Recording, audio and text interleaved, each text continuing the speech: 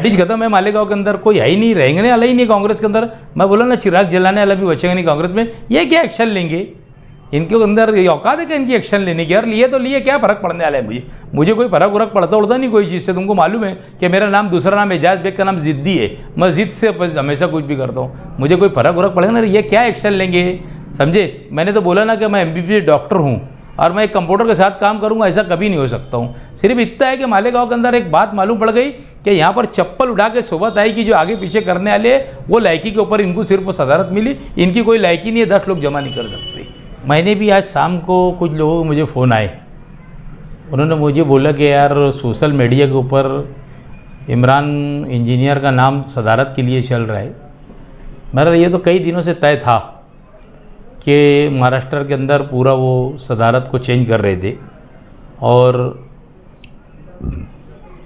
हमारे शहर की MP साहिबा मोहतरमा शोभाताई बच्छौ, ये भी ख़ास तौर पे लगे थे मेरी सदारत को, मेरी सदारत से निकालने के लिए, और वो आज उसमें कामयाब हो गए। वो चाहते थे ईसू भाजू को देने का, बाकी क्या बात है, क्या मालूम नहीं कि वो सदारत उनको नहीं मिली। असल में क्या है, आप राजकारण के ऐसा हो गया कि जो तलवे जो लीडरों के चाटेगा उसी को बढ़त मिलती है। ये चप्पल आगे आगे करता है इमरान इंजीनियर, यूसुफ नेशनल, और ये भाई ने क्या कि मुसलमानों के साथ 2.5 साल का पीरियड गुजर गया। आज तुम देखो हमारे मालेगांव शहर के ऊपर मुसलमानों के ऊपर अगर मुसीबत आई तो उसकी ज़िम्मेदार यहाँ की MP है शोभाताई बच्छौ। इसने सिर्फ यहाँ से लोगों को वोट लेकर चले गई, कभी मुसलमानों का 10 बाय 10 का ओटा बनाई नहीं। दूसरों की गवर्नमेंट की स्कीम के यहाँ पर काम आए, यहाँ पर आके फुगड़ फौजदारी बताती कि ये काम मैंने लाई, वो काम मैंने। आज एक 10 बाय 10 का ओटा नहीं की। जब आती रेस्ट हाउस के ऊपर आती मोहतरमा, और सिर्फ और सिर्फ तोड़ीबाजी की नियत से आती है, तोड़ी करने के लिए आती है मालेगांव के अंदर। सब अधिकारी लोगों को जमाती है, अधिकारी लोगों को धौस धमकी देती और जाके इसका क्रेशर सील कर, फॉरेस्ट वाले इसके आ जाते, पुलिस डिपार्टमेंट इसको परेशान करती। इसका मतलब दूसरे दिन से शहर के अंदर साफ नज़र आता है कि जिन जिन लोगों को ये मीटिंग में बुलाती है वो जाकर तोड़ीबाजी की बात करते हैं, तोड़ी करती है। और कई ठेकेदार लोगों को इसने तोड़ी के लिए ये किया था, कई लोगों के क्रेशर सील कर दी।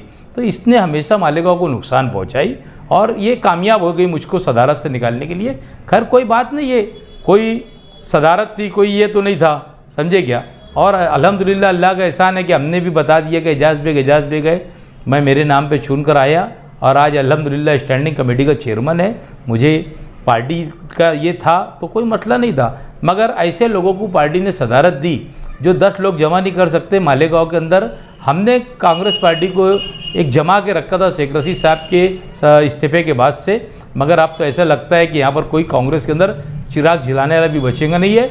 और हर्षवर्धन सपकाल साहब को भी मैं मुबारकबाद देता हूँ कि साहब आपने भी बहुत अच्छा काम करे।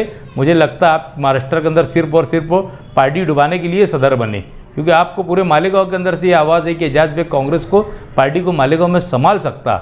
मगर ऐसी कौन सी तुम्हारी वजह थी कि शोभाताई के प्रेशर के अंदर आपने मुझे सदारत से निकाल दिया। मैं आपको भी बहुत बहुत मुबारकबाद देता हूँ और ख़ास तौर पे यहाँ की MP साहिबा को और ये चप्पल उठा के आगे रखने वाले यूसुफ हाजी और इमरान इंजीनियर को भी खास को मुबारकबाद देता हूँ कि आपने चप्पल उठाने के अंदर MP साहिबा की कामयाब हो गए। मैं इन लोगों को मुबारकबाद देता हूँ। आप पार्टी के वरिष्ठ लोगों से कुछ बात करेंगे इस बारे में? नहीं, कोई बात उत करने की नहीं है, कोई जन्नत में जाने का रास्ता नहीं है। सदारत थी, काम करते थे और अल्हम्दुलिल्लाह तुमको मालूम है कि मैं काम करने का ये ज़रिया मेरे पास अभी तो बहुत बड़ा प्लेटफॉर्म है। स्टैंडिंग कमेटी का चेयरमैन बोले आपको तो मालूम है, और मैं चौथे टाइम अल्लाह के फजल करम से और शहर वालों की दुआओं से चौथे टाइम स्टैंडिंग कमेटी का चेयरमैन बना और शहर के अंदर आपको विकास के काम दिखेंगे। हम लोग जो काम शुरू किए शहर के अंदर, आज इस्लाम पार्टी के अंदर मैं साथ में हूँ, हम लोग मिलकर रात दिन काम में जुड़े हुए हैं और आप लोगों को शहर के अंदर काम दिखेगा। किसी से बात उत करने की ज़रूरत नहीं है।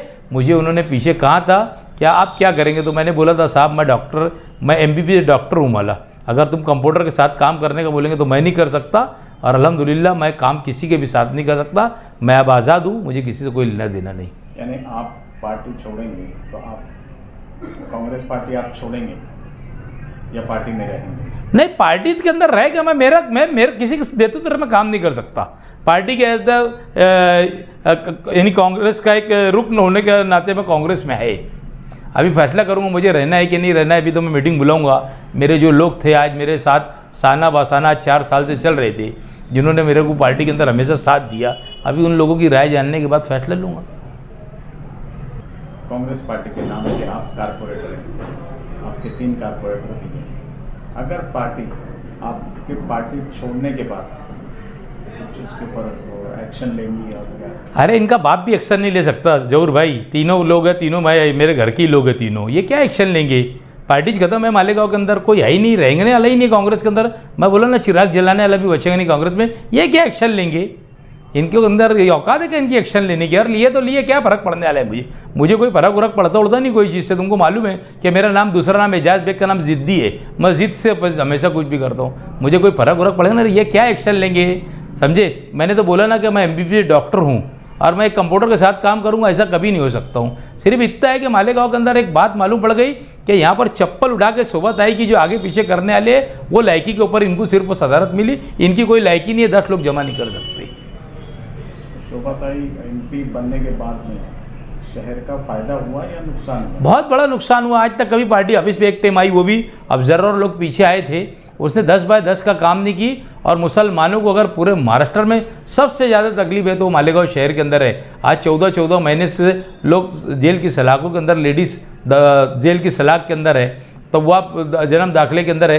कभी वो भाई ने नहीं बोली कि भाई हमारे शहर के अंदर, कभी डिपार्टमेंट के बुला के लोगों को नहीं बोली कि भाई हमारे, कभी CM साहब के पास जाकर नहीं बोली कि साहब अब मेरे मतदार संघ के अंदर लोगों को तकलीफ है तो ये तकलीफ को दूर कर दीजिए। कभी नहीं बोली।